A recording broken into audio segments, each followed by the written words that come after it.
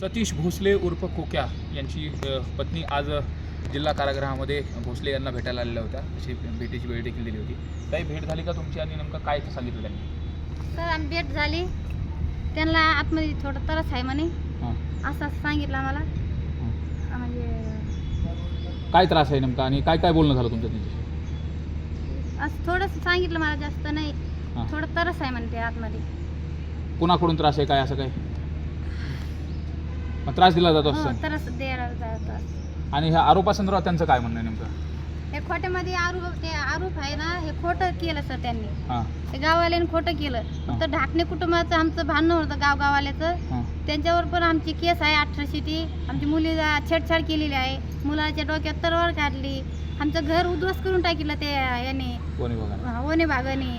आमची आता मी रोडावर येऊन बसलो, आमचे मुलं आहेत, मला 5 मुलं आहेत.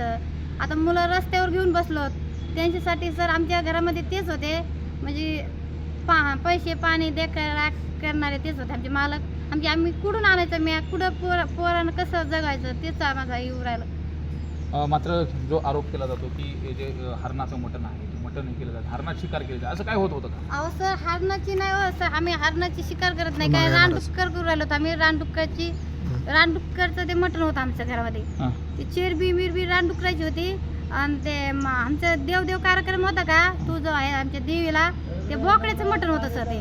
ते हरणं मिळणं आमच्यात नाही. ते आम्ही ते हरणाला देव मानतो आम्ही. हरण अजिबात हात लावत नाही. आमच्या मालकाला खोटा आरोप करू राहिले ते लोक.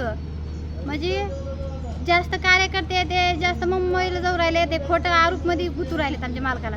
पण सुरेश धसांना त्या हरणाच्या मटणाचा डब्बा दिला जात होता असा देखील आरोप जे तुमच्या परिसरातले लोक आहेत ते करत होते आणि त्यांनी मोर्चा देखील काढला होता. सर ते सूर्यदर्शन आमचं काही संबंध नाही त्याच्यात.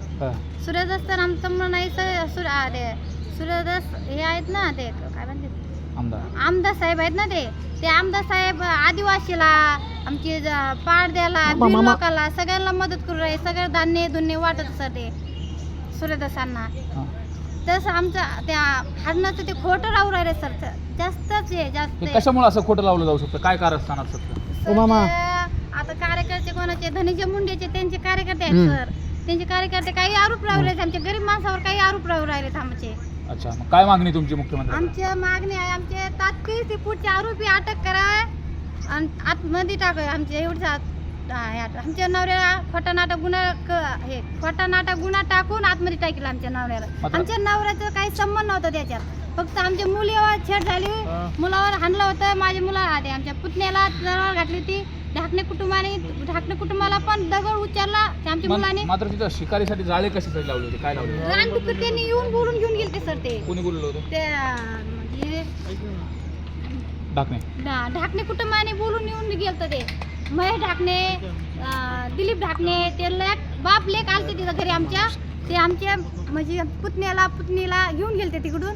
आमच्या जावाला सांगितलं तुमचे माणसं असेल तर पाठवून द्या. रानडुक्कर लय आम्हाला त्रास देऊ राहिलेत. रानडुक्कर आम्हाला पिकं सगळं येऊन देत नाही सर आम्हाला. मग त्याच्यामुळे रानडुकरासाठी आम्ही फाशी लावले होते सर त्यांनी. अच्छा, आता काय मागणी मग? तात्काळ ते ढाकणे कुटुंबाला अटक करावं मागणी आहे त्यांची. आपण पाहतोय या सतीश भोसले यांच्या पत्नी आहेत आणि त्यांनी देखील धक्कादायक आरोप केला आहे. हरणाची शिकार वगैरे तर सोडा, आम्ही रानडुकराची शिकार केली होती आणि यात जे कोणी दोषी असतील, आम्हाला ज्या पद्धतीने गुंतवलं गेलं त्यांच्यावरती देखील कारवाई केली जावी अशी मागणी आता सतीश भोसले यांच्या पत्नीने केली. सुरेश जाधव, न्यूज 18 लोकमत, बीड.